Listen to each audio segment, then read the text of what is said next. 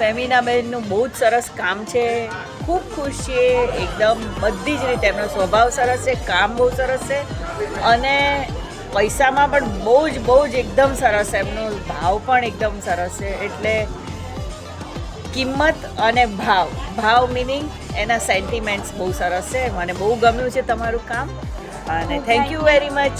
બ્રાઇડની મમ્મી છું. હું બ્રાઇડની મમ્મી છું. રાઈટ.